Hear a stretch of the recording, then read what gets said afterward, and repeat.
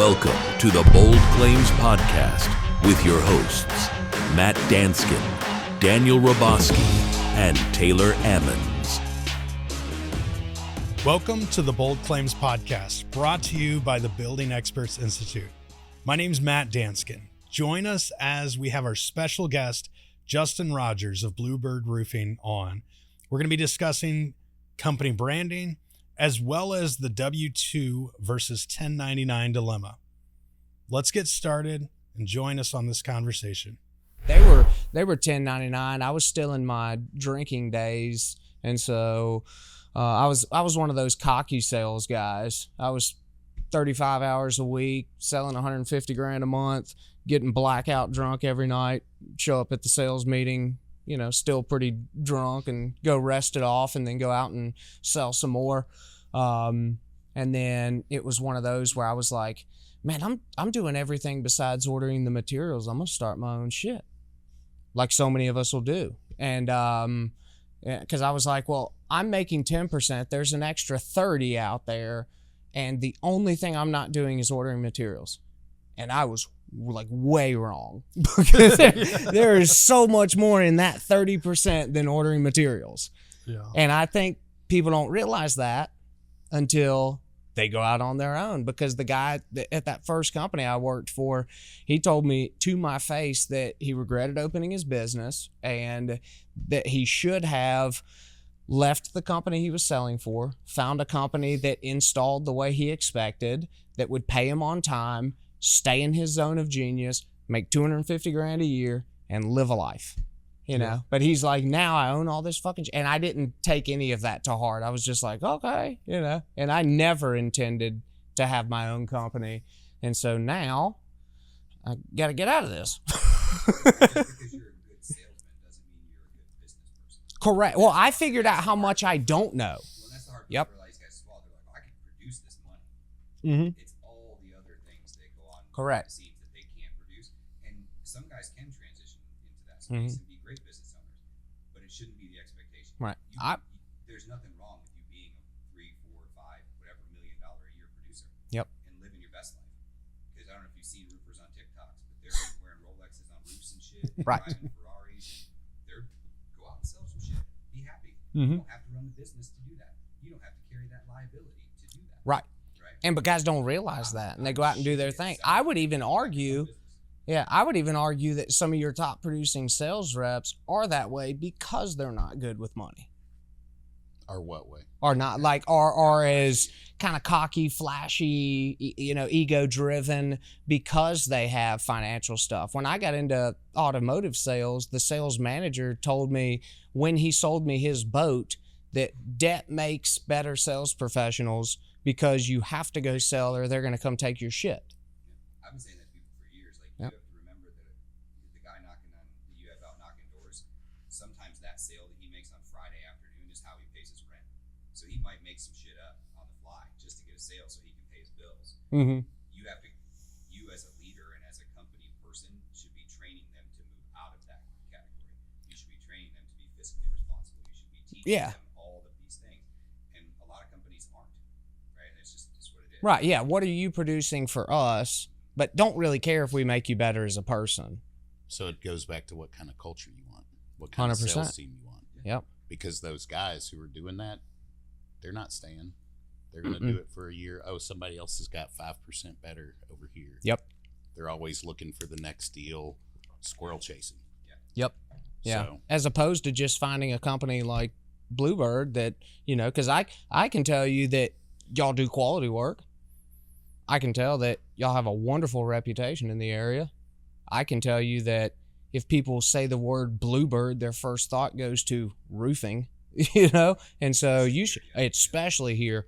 So that's 100% something to be proud of, because I can tell you from the other side of that, being the cocky sales rep that dips and leaves and starts my own thing, kudos on you, because you've built an impressive organization, and I know that it's only going to continue to go up.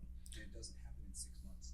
No, because you've been at this a while, and that's where I think people struggle, is they want that instant gratification as opposed to, I want to transform my life so that 5 years from now I can be in a different place. but they're mad when they wake up tomorrow and there's not 6 figures in their bank account and a smoke show laying next to them. But as a salesman, you can get that instant gratification. As a business owner, very rarely do you get that. That's the difference, right? Again, stay in your zone of genius. Stay in your lane. If you're a sales guy, you can go out and sell an apartment complex and get a big ass check out of it right now, within a week, 2 weeks, whatever. So as soon as money moves, depending on how the company you work for pays your commission, you can have somewhat instant gratification. But if you flip that switch and say, I'm going to run a business, you just subscribed yourself to a couple of years of banging your head against the wall until you can come out and breathe fresh air again. And that shouldn't be the reason you started it, for the money. Very true. Unless it's a long-term vision of that money. Yep. Doing it excellent, the money's a byproduct. You know, doing it better, putting on a better roof than the guy you work for. Maybe that's a good reason to start a business. But I would venture that 90 to 100% of the salespeople, of the good salespeople who've left my company to start their own, I would love to see their tax returns compared to when they work for me. Oh, yeah. I would say that personal tax returns. I want to see the real money, because Yep. I know they made more with me. I guarantee you. I've made less money as the owner of Paragon Roofing than I ever did as a sales rep. And probably had a better life in the meantime. You got yeah. triple the stress. Yep. Yeah, You know, because I'm. It's not just your house. You Yep. were having this conversation this morning. Yep. It's not just you and your house. It's anybody else that you pay, anybody who relies on Their you, livelihood, schedule, their futures. you know, You they're carry all of gonna that stress. come to you with their problems, their financial issues. And Yep. I will say, being a business owner, it teaches you to handle a level of stress that most people can't handle, right? Like, Yes. the It'll expose you. The stress that I'm sure all of us go through, you know, for me, the stress that I go through on a regular basis now is, you know, owning, you know, a couple of businesses, and I don't even have roofs that I'm liable for, right? Like, I don't even have, you know, a bunch of employees or vehicles all over town or whatever, but just even the stress that I have would have freaking crushed the man that I was when I was a sales guy, where I was just turning stuff in and, you know, send it. You know, I considered starting my own roofing company when I moved out here.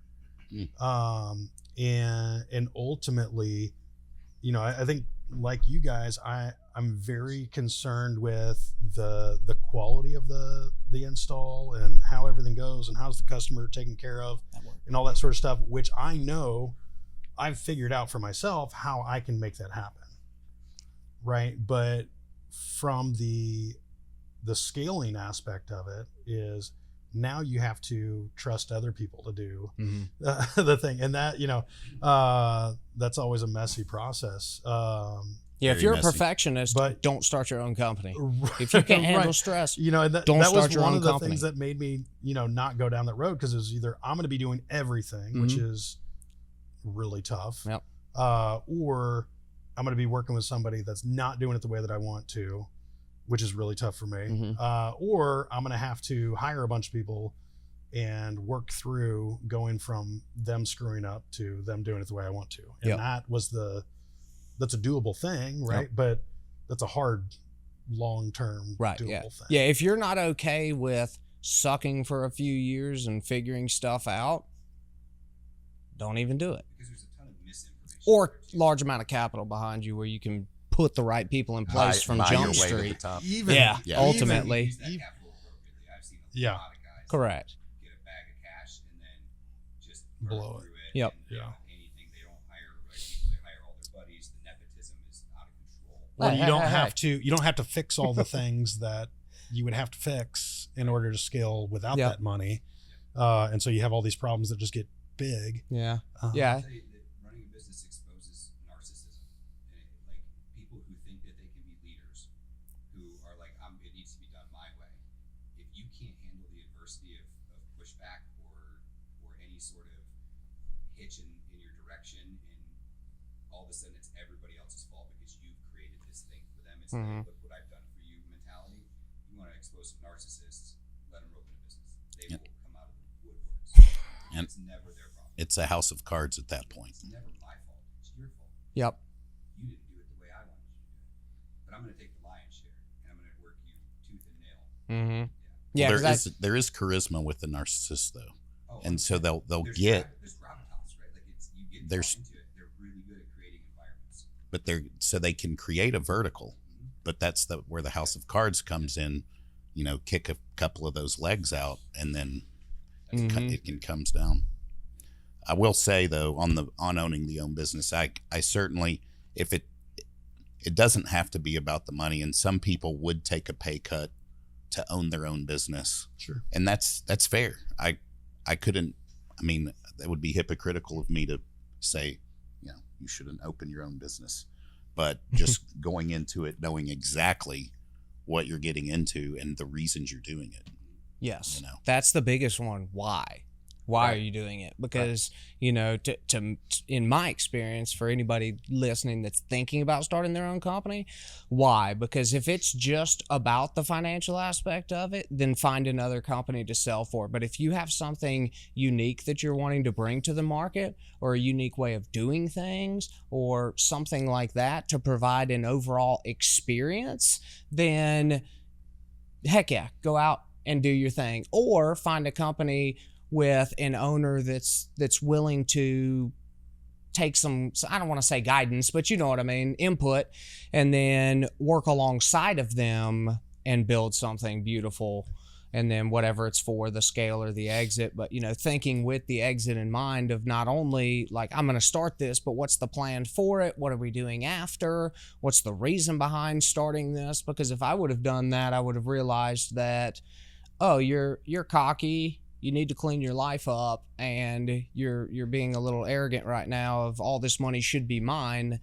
And I think that I had to learn the lesson the way that I did. There's value though in recognizing your fair share, right? There's value in recognizing that, but there's also value in recognizing who you are as a person, right? Because again, some people are just not structurally, I can run a business type, right? And usually your top salespeople don't have that skill set, usually. Yeah, I would say your middle of the road guys are probably. And that's why you've seen over the last few years, there's so many companies pushing like personality assessments and all that stuff, and I think there's value in those.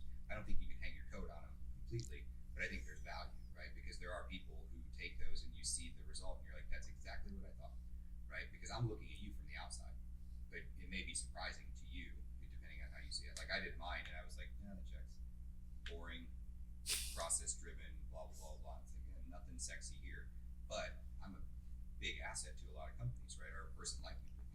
But if you want me to sell shit, we're screwed. But it's seeing where you fit into the universe and then going in that direction. It might not be running a business for you. And I would say the biggest thing for someone considering, it's not the to-do list of the things they need to do to get started. It's what are they willing to sacrifice to do this? Because that's to do this right. You know, it's 80, 90 hours a week. There's no cap. It's 100% of your attention. If you're going to do it right, it's all of those things. And do you have a family? Do you have a wife? How important is your time with them? Are you willing to do all of those things? Because to have something to a high degree as of a successful business takes a tremendous amount of sacrifice. Yeah. So I want to get into, you know, some things that I've seen Bluebird be really good at. One would be the branding. You know, I think I told you, I asked my wife about the Bluebird Explorers that we see driving around all over town that everybody thinks look like cop cars, but have very distinctive branding on them. They're very recognizable. And I was like, how many of those do you think that they have? And, you know, because she sees them. We live in Brentwood. You guys do a lot of work around, you know, our area. And she was like, I don't know, probably 100. And I think at the time you had like 20 something, somewhere around there. Mm-hmm. And that to me, just seeing, you know, my wife is, you know, basically just like your general homemaker, maybe a, you know, good ideal type of client. What is their perception? Those brand impressions can make you, even though you guys are a pretty big company, can make you feel like an even bigger company than you are. Yeah, that's something I've been conscious of with all of our vehicle purchases is having continuity in the design, whether it's an Explorer or, and if you're a roofer in Middle Tennessee, if you buy an Explorer, you're completely ripping me off. But now, in any market, whatever your vehicle is, buy the same one and make it repeatable, make it something that people are, it's another impression, it's another imprint on the mind of the consumer. And I will say the real magic of that we are missing is where we do have an incredible brand presence. The leap we're still working on is connecting that thought process. When a customer has a roofing need, do they associate the vehicles they've seen all over town with solving that need? I would say no. We are. It does give us an edge when we are presenting because we're well known. When there is a transaction, we have a pretty high conversion with our leads and our call-ins and things like that. But the mass effect of connecting that psychological logo with I have a roofing need, that's the magic we're still looking to find. I think that's a really tough piece to make them go, hey, I've seen these cars, I know these guys, let me call them. Which you see that I think there's some like HVAC brands and stuff that have cracked that do that really well. I think it's at least worthwhile if it's, hey, I need a roofer. I can't remember anybody, right? Because they're not focused on roofing like we are.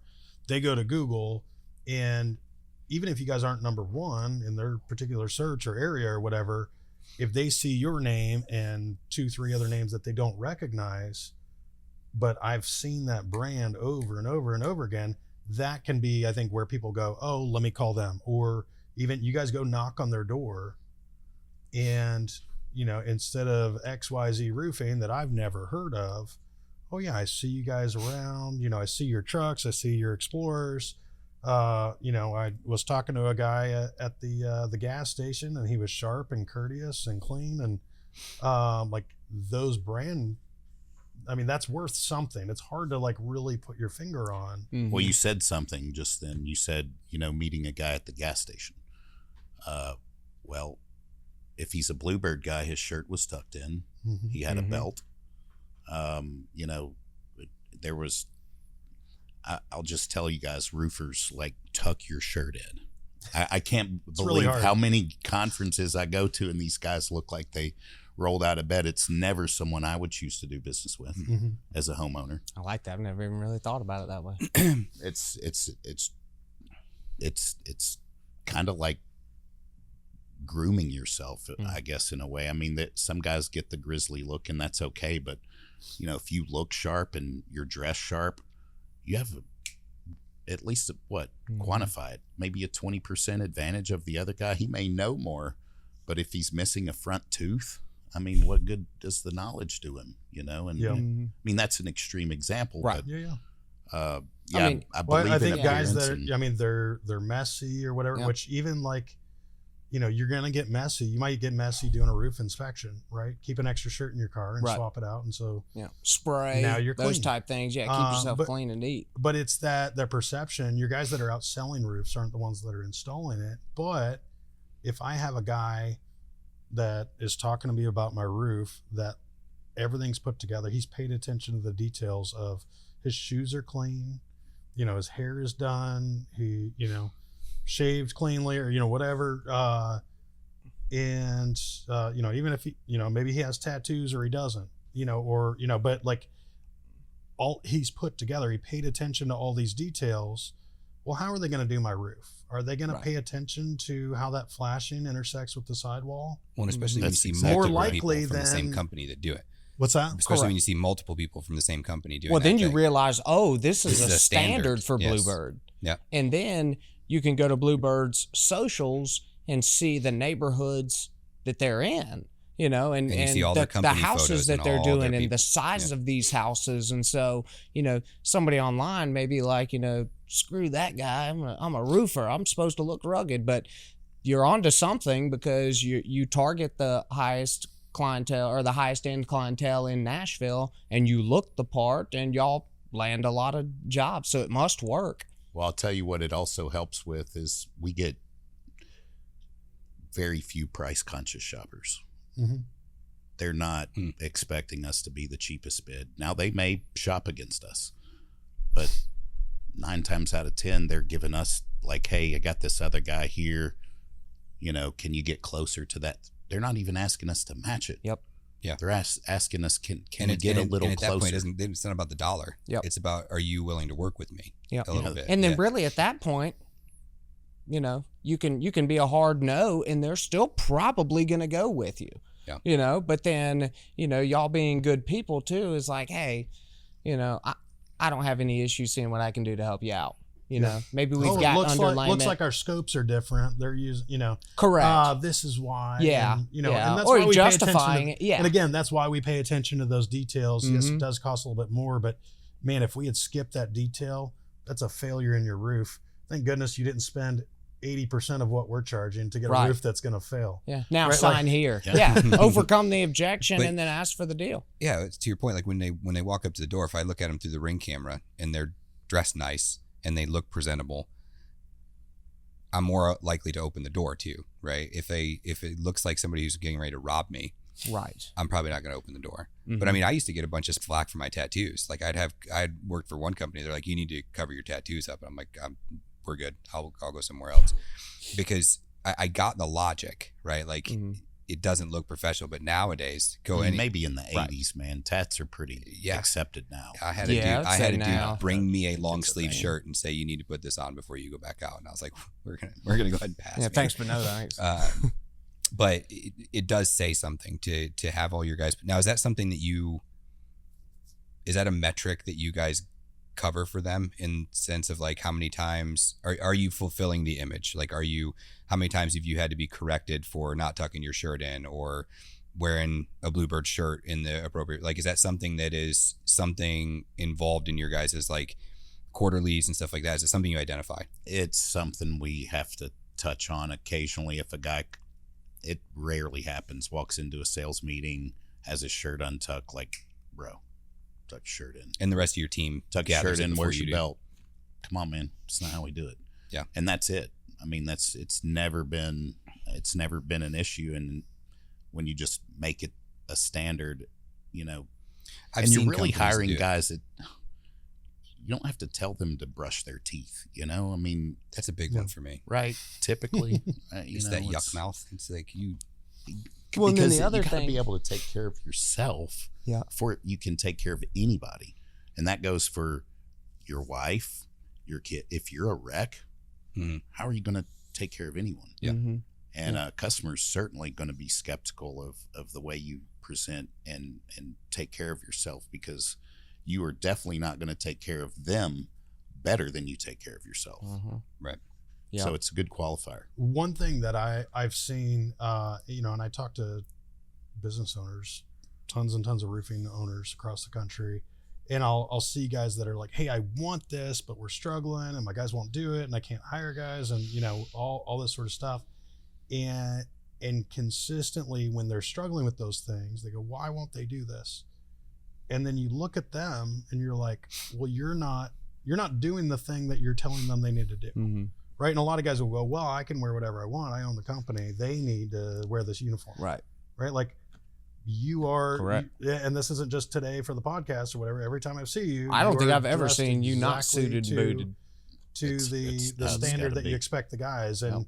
you know, you expect them to be on time and you're on time. And like all those types of things really make a big difference So glad you in said that. trying to get that culture where it's like, Mhm. all right, I need you to do this. Well, you need, you know, and I tell guys this on their inspections or whatever. You're like, if you are skipping this photo because you have 10 years of experience that tells you I don't need to take this photo this time, then your guys who have been here for a week are going to go, oh, it's not important to take that photo every time. Mm-hmm.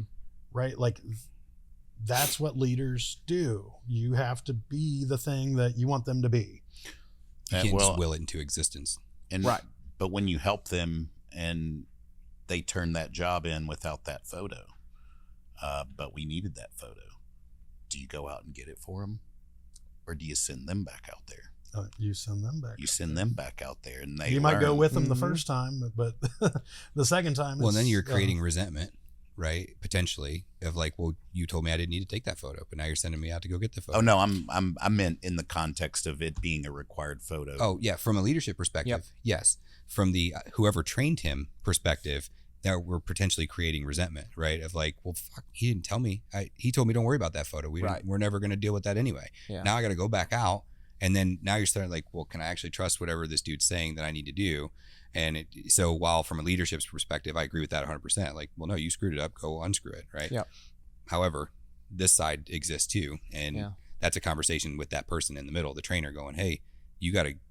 I didn't get a lot of training, and so much of my process that we teach is literally been developed from me being pissed off that I got to drive 45 minutes each way to go take one photo that I forgot to take. That's critical to us, you know, collecting an extra $1,000 on this job or whatever it is. You know, it's worth the hour and a half, but would have been a lot better to take the 3 seconds to get it while I was there. Well, I'll tell you a little tactical thing that helped mitigate that problem for us recently is using company cam and checklists. Yep. It's just required, and it's chronological. It's on your way up the ladder, taking picture of your starter. Yep. And set your ladder at a place where you can get the rake starter and the eave starter. You're talking hundreds of dollars. Yep. Hundreds of dollars. Yeah. One photo. Over 1,000 files. Because how many jobs do y'all put on a year? You know, I mean, it's pretty easy math to figure out how important those photos are, you know. And a rep may just be like, you know. And then those companies that pick and choose when to enforce that too, of like, you know, hey, you needed to get these photos, and then, you know, it's no big deal. And then they come unglued about it, you know, and it's like, dude, what are you doing? You know, it's never been an actual like requirement to be done. This is why you see me document the shit out of everything, right? So like I've written SOPs for how to get into Google, right? Because if we don't tell them, we can't enforce it. And the enforceability of standards is one of the most mind-numbing things that you can do. But if you are haphazard in doing it, then your machine's not going to run as efficiently as it needs. So there's got to be that person in your company going, no, we show up 10 minutes early. We put our ladder here. This is how you carry it on your truck. This is the way you tuck in your, like, all of that stuff should be documented. And if you're not willing to go through the tedious, boring task of completing those things, you can't then hold people accountable to a standard that you're not even enforcing. Well, I told you to do it. Yeah. No, you didn't. I don't remember you saying Show that. me. Yep. Here it is, where it's written and it's signed. And you signed it. It's crazy. So we kind of went from branding to a lot of it's talking about, you know, the standards that we have. But that's what that reinforces the brand. That is part of the brand, right? For sure. But I want to get into, kind of segue into our next section, which I think is really critical. If you are saying, hey, you need to do this, you need to be here, you need to operate this way. Yep. The whole, this is kind of a hot topic for our industry, the independent contractor versus W-2. And I know you guys are all W-2, I believe. Yes. That wasn't always the case.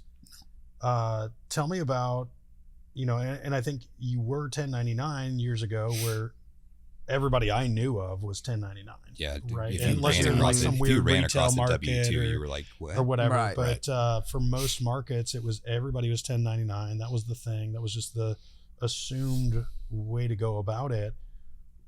What, you know, tell me about your experience there.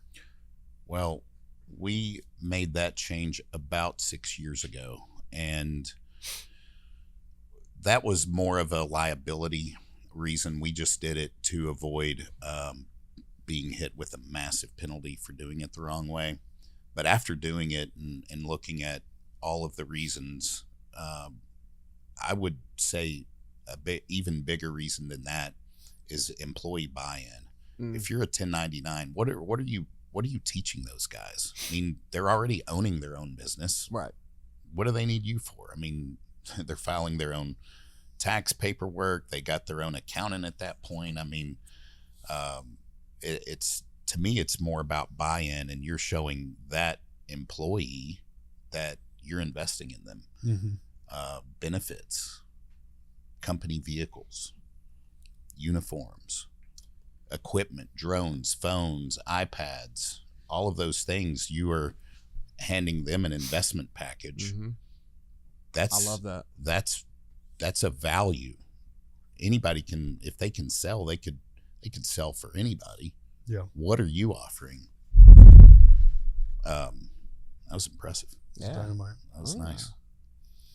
Felt the power, baby. Yeah, it scared me. Yeah, it was I was like, oh a Lord. little bit scary that time. Yep.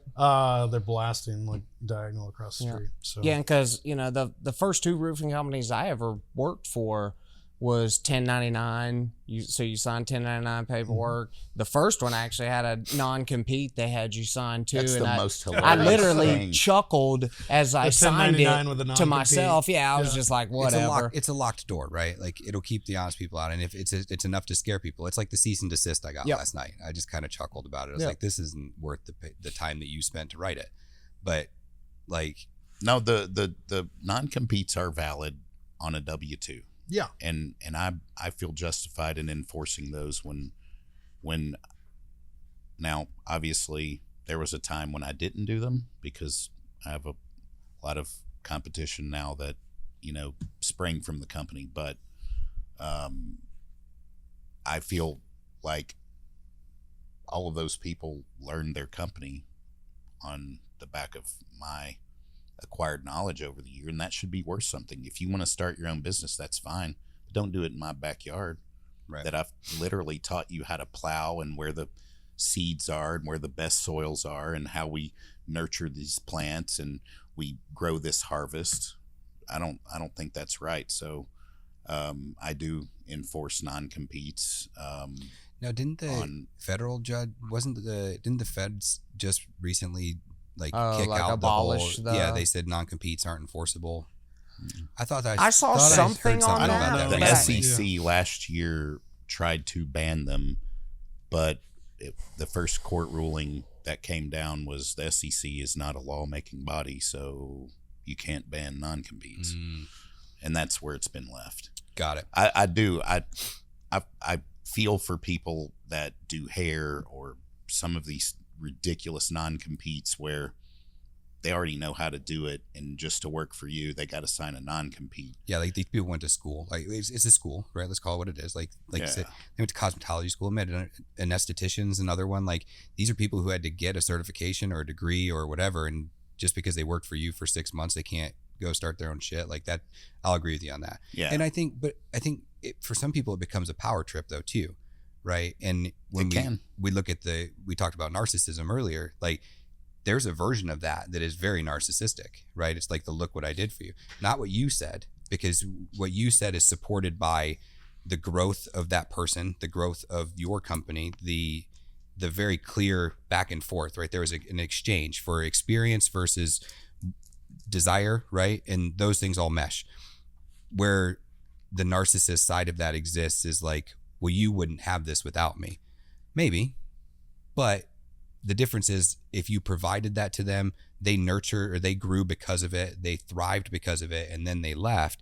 That's a completely different version of that story. But the narcissists grab a hold of that and they're like, no, you can't. And they'll go out of their way. They'll file all these court documents for you. And we've seen crazy ones, especially on the PA side. We've had some come across our desk that were like, well, I can't work in the state of Florida. Wow. Oh, really?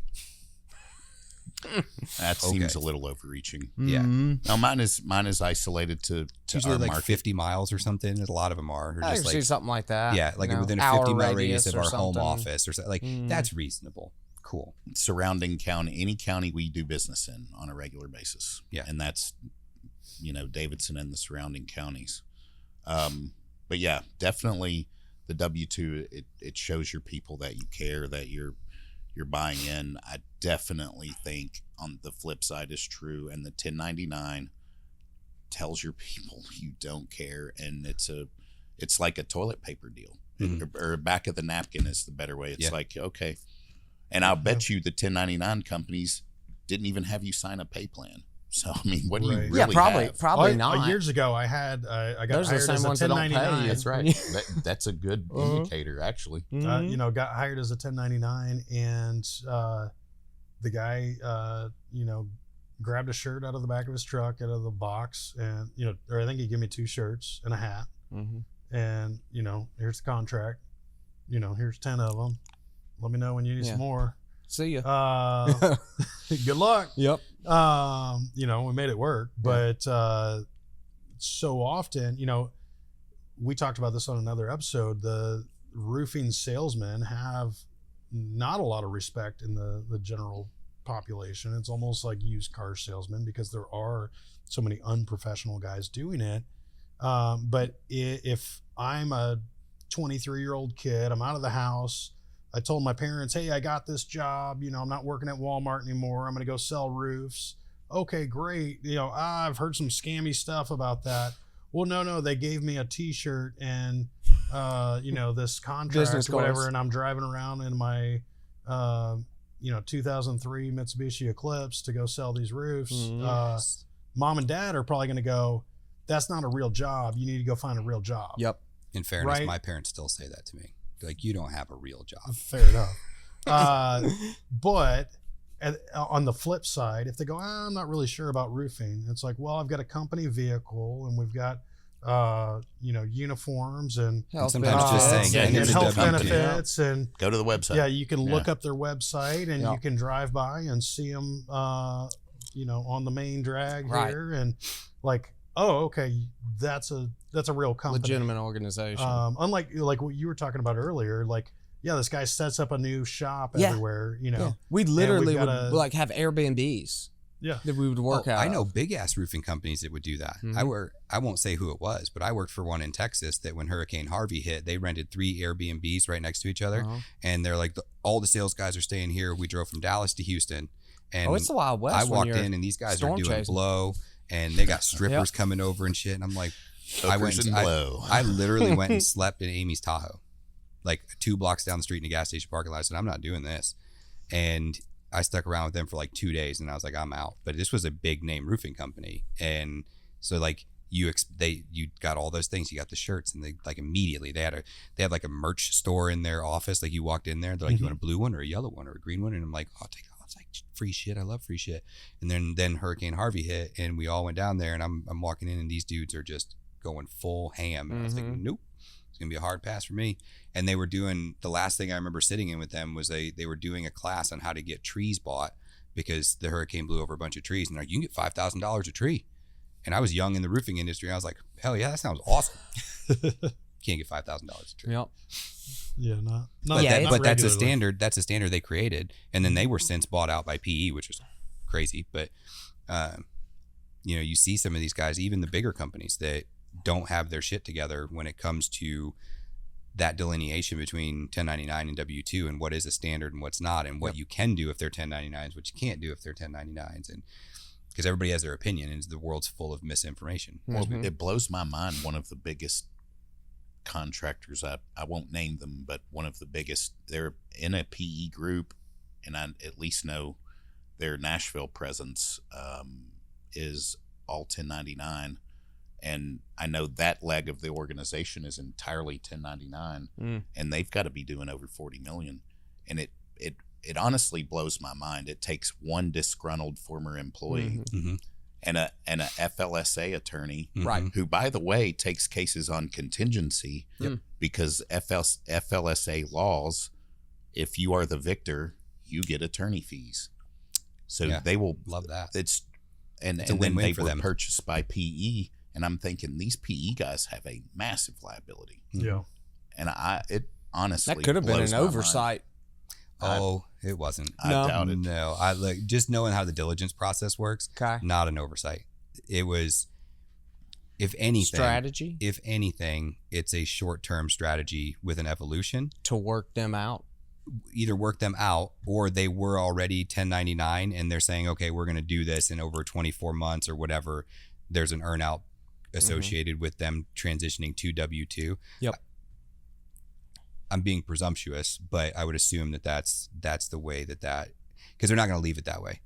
You're not going to want to, because like you said, you're one lawsuit away They're from. not that dumb. Correct. Yeah. Now, if I you- don't. And then that becomes a class action, I believe. I believe it does It too. depends. From my understanding, they go back to the day you opened up your business and they can contact every single person you've ever hired and say, and probably it's that attorney that says, hey, you want in on this? There's a misclassification suit going against ABC Roofing.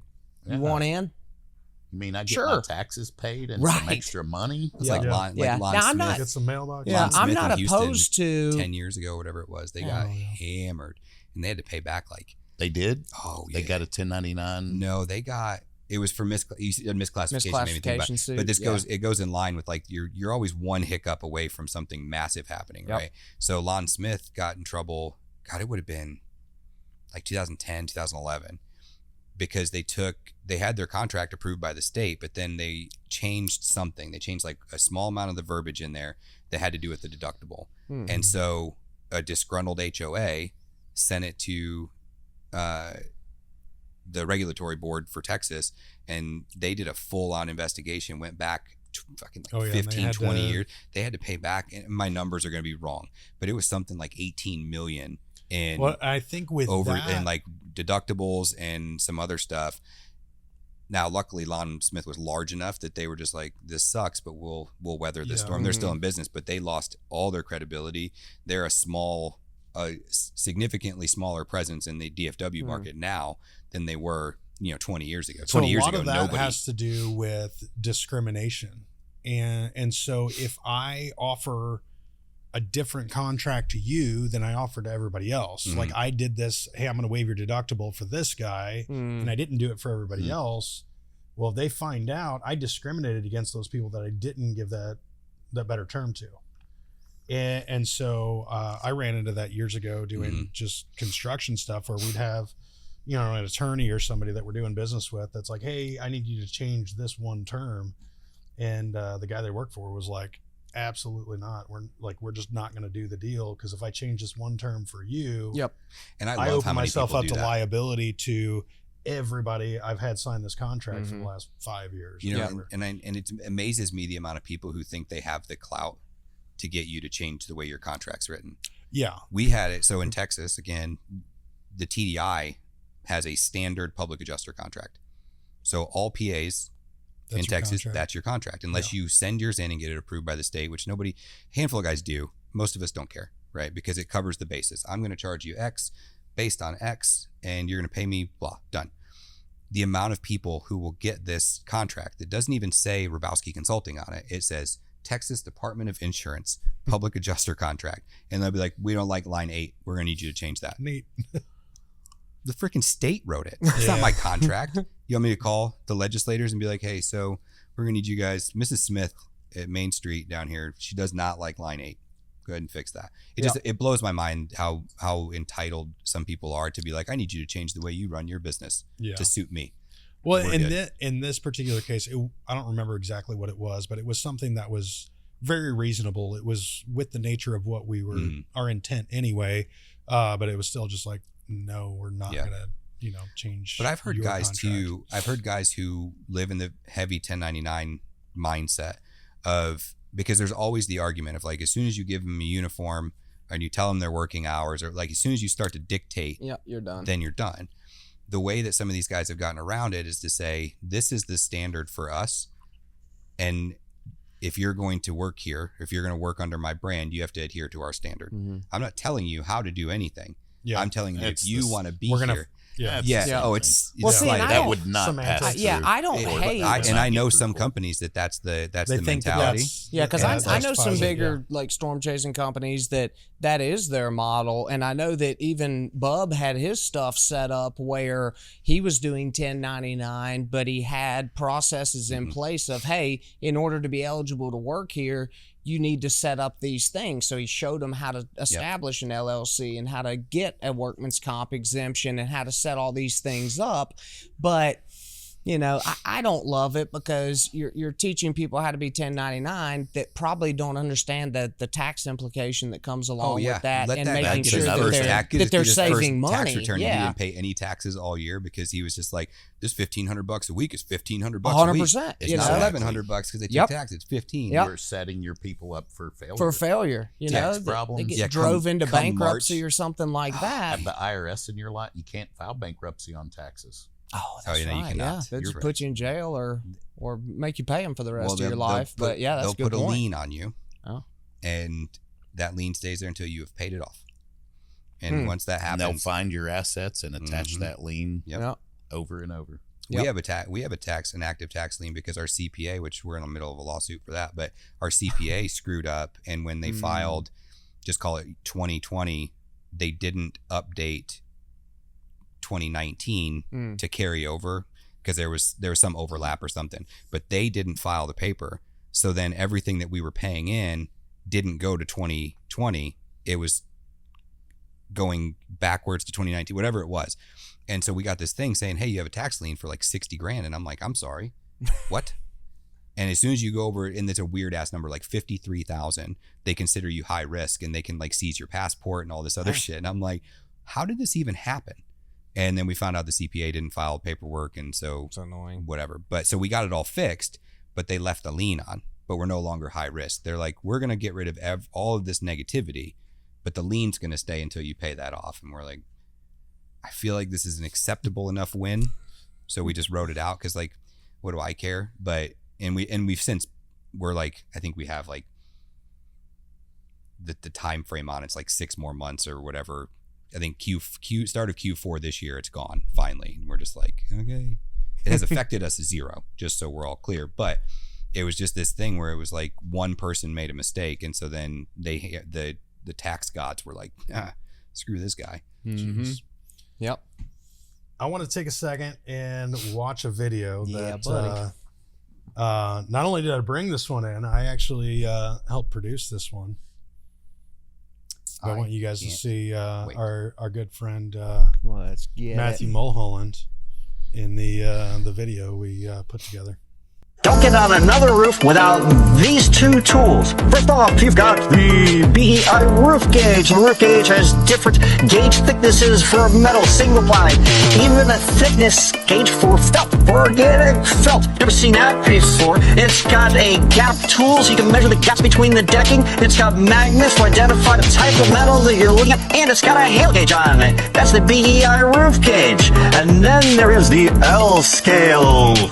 Ooh, very nice. The L scale is designed for you to measure the size of a hail hit the way the engineers do it. So you get a horizontal and vertical measurement.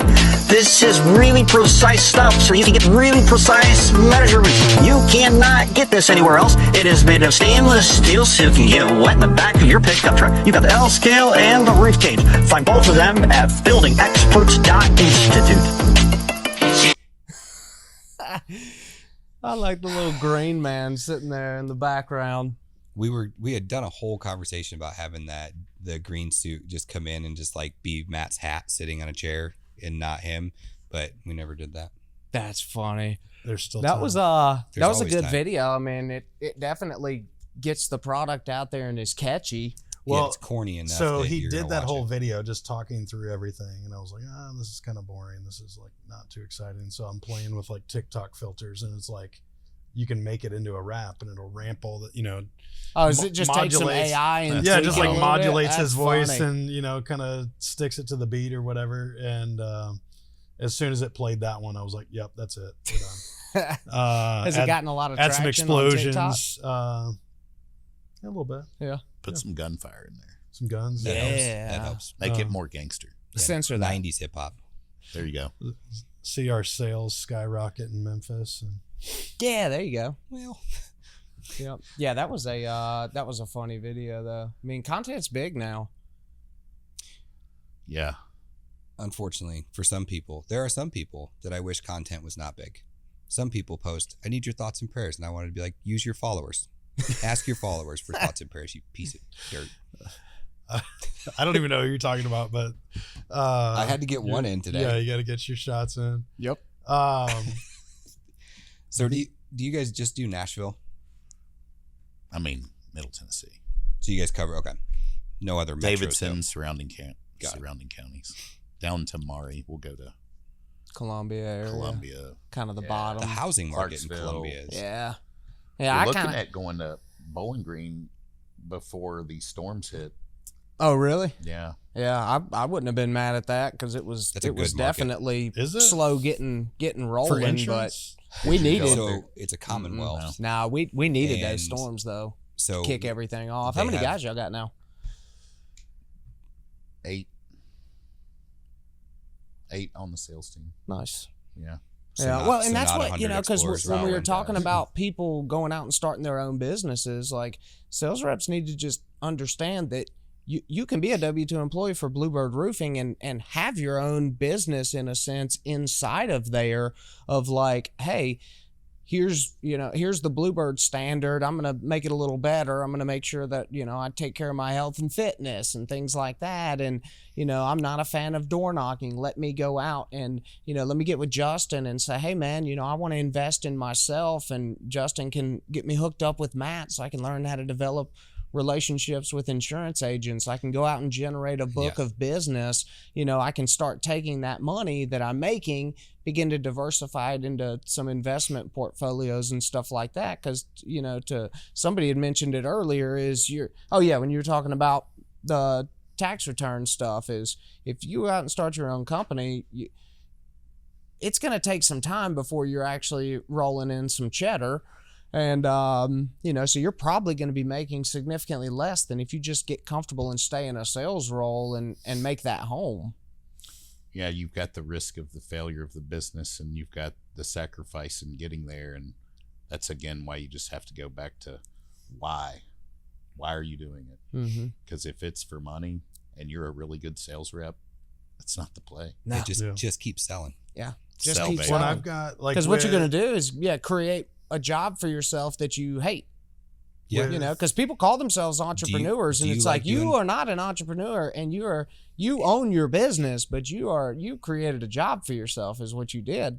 You have no freedom. do You you have like- the opposite of freedom. Yeah. Do you like doing finances? Yeah, you're in Do you like running bondage. payroll? Yeah. Do you like Do you doing like all those these other calls where things? your roofers smashed a Japanese maple? Right. Yeah. Or a window, or Mhm. Or you want to be able to go or they're sell. they're just mad at you for your existence. Correct. Like those ones yeah. that happens. Or to you. Yes. you want to go out and sell, but you have to sit down because you have a workman's comp audit. Mhm. You've got to compile all this. You've Yep. got to make sure that all of your COIs and everything are in place and organized, that you have your workman's comp, or you do this audit and, you've been blowing money left and right, and all of a sudden, oh shoot, I don't have COIs on any of my subcontractors. Let me take this $50,000 comp hit real quick, Mhm. and done next that. next year I'll start getting my COIs, and then next thing you know, my first year in paid business. education. Yeah, That's my funny. first year in business, it was Remember. wild. I probably used 30 or 40 subs my first year. We, sold like 800 grand or something like that. And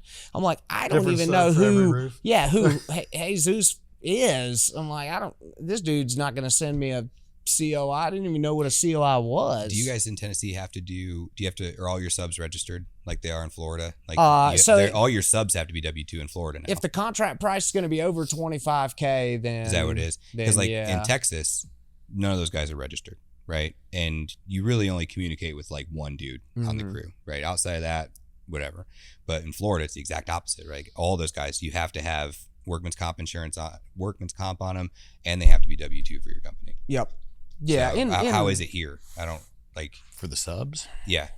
Yeah, so for You the guys have to- subcontractors, we have a subcontractor agreement in place with the subcontracting. But the state doesn't Company? require you to W-2 those guys or anything like that. No, we just have to have a certificate of insurance on file, and then they either have to have workman's comp or a workman's comp exemption, or you're going to be paying their workman's comp at a roofer rate, which is about 19 cents on the dollar or 13 cents on the dollar. So it'll sneak up on you. That If you paid a sounds roofing sub $100 grand or $500 grand and you don't have a workman's comp certificate on him, Get rid of your it. annual paycheck is gone.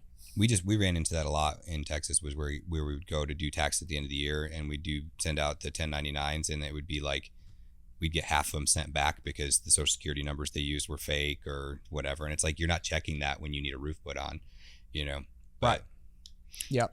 Yeah, that's why we typically run the same crews. And yeah, if you could get that where you had consistency with your crews, Solves it's a amazing. lot of problems. Yeah. Yeah. But, Yeah, but but what how I've do you noticed know? is that states that have regulatory things, like here you guys have to have GC and roofing license and all that, that tends to be the norm. where you have crews that you use pretty consistently, and they love coming to do stuff for you. But go to states that don't, where like Ohio, Texas, insert 5 or 6 other states that don't have any GC licenses. It's the Wild West out there for those guys in maintaining crews, because if you say you'll pay this much a square and then, hey, I got an emergency, I'll pay you $10 more a square. Those guys, we've had guys literally tear off a roof and walk off and go do a job for somebody else because they got a call while they're on the roof, and that guy was going to pay $10 more a square because it was an emergency. And then they leave this, they don't even dry it in, like just down to the deck, and they're like, hey guys, we got to go. And the homeowner's like, well, they left for lunch and they never came back. And we're like, what in the world is happening? You know, and then if you're the sales rep, sure, you're a little stressed out. If you're the owner, you are freaking out. You might not show it, but you are freaking out. Yeah, and you're on you the hook. are hot. Yeah. You know, You're on the hook for 100%. You know, the sales rep, the homeowner's going to be upset. Yeah, you're going to get some backlash. Yeah, the company may get a bad review and your name might be mentioned in it. I get all that. But now that I've been in both seats, how he feels. That level, you know what I mean? that Like, level of stress. heck no, like that is like, I don't give a damn about what you're a little uncomfortable. Like, dude, this can my crush way of my living livelihood. might be- yeah. You know, and wrecked. all of y'all. And unfortunately, a lot of times those can just be handled by the salesman answering the phone. Because like the first person that homeowner's calling is the guy who sold him the damn roof. And I've seen sales guys where they're like, oh, I'm not answering that. They're mad about something. And like, answer the phone. Right. Oh, yeah. Yeah, You can have a 30-second how to know you're conversation not and be like, ready to start your own business. Correct. Yeah. Well, and business owners. Can you not deal with adversity and people being mad at you? Yeah. Don't start. Well, a and what business. I've noticed is the owners and management and stuff, they're your firefighters. The sales reps are the ones that get to have all the fun. You know, if you're having to step onto a job site, it's because we have a problem. Something went wrong. And a big problem, because I've got people below me that do these things. So if my boots are on site, like, not only do we have problems, but somebody's getting chewed out because I'm even having to be here and not hiring more reps to grow the company, you know. Blows my mind, man. Here's something that's going to blow your mind. Ooh. Let's talk about the tool of the episode. Every time we kind of look at a different tool that we've got. This is actually one I ordered recently. You seen these? No. So Prime Tools Looks like a big AR has charging handle. what they got called a claverine. Now you're speaking my language. Doesn't it look like an AR charging handle? It sure Just does. really A big one, yeah. Yeah. Anyway. Also looks like what a does this Batman do? symbol. Yeah. So I see what the that's nail. good for is if you're doing repairs or repair assessments, being able to get up underneath the shingle without having to pull the shingle up too high. You can get in there and you can pull nails with it. So you pop the shingle with this end. Yeah, yeah. And then you slide this in under there? Yeah, so you slide that in and basically hook around the nail head and pry it up with this back edge. But how is that any different than hooking the nail here and popping it? It just is. I don't know. He said just this. Well, because you're pulling down on it and you're well, and it's even getting the top edge of that nail. Yeah, and even some of those top pullers could even be, you know, for some of your other components like a slate or something like that, because I know that we've got some of those slate nail pullers. I am all about efficiency. I could put that with my repair guys and Yeah, see if it yeah. saves Have them. them try it out. Yeah, 5 well, minutes. and, yeah, because I'm a big fan of those mainly because your standard flat bar doesn't stay in your tool pouch hook. And if you need Yeah, to hit a so you guy, can And put so I'm this a little in weird where you about put a it, but hammer that'll in. actually hang in a hammer slot. Yeah. And, if you got to hit a guy, yeah, this would That would- You this could would do be some like work. the hatchet wielding hitchhiker, you know, smash. like, listen, I need you to I mean, sign this and you can contract. obviously you can still use this side for it. It's, you know, very slight pitched here. I like, you know, where it can cut in. But this was something when we did our repairability assessment course. John Senek was using this, and he's a big fan of this particular one. So I was like, let's get one. Let's check it out. We got a handful of other tools that we're kind of trying against each other, but figure we'd check this out. So our friends over at Prime Tools, you did a good job. You made a pretty good tool here, and I'm excited to try it out some more. You misspoke. It's a murder weapon. It could be a murder weapon. This one I don't believe has Dual function. done that. You want To your don't knowledge. murder? Yet. Yeah, to my knowledge, I did. Oh, it's got I some did good loan weight it to it to too. Taylor for a few days. So. I was getting ready to get to use it too, because I was going to For film murder? a reel, or I was going to film like a short form training video for production on how to go in and repair a split boot and stuff like that. And so I got the camera set up and, make sure everything's good. And I got my tools laid out I was going to use. And then I just heard it. And it was a rainstorm, just a pop-up shower came, and I heard it coming across the roof, and you can see me in the video, and I'm just like, the heck? I was like, how can we do Just got that? all And it set just up like and kept now- getting heavier and heavier and heavier, and then just the video cut off, and I was having to haul butt to get in the truck and get out of the water. There you go. Well, gentlemen, it's been So good. glad you were It's here, been man. good. Yeah. Thanks for stopping by. Next Great time episode, we'll talk yeah. tariffs and Oh yeah, government debt. yeah. Get into all that fun stuff. Take it to the house, son. That's it. Yeah. Till next time.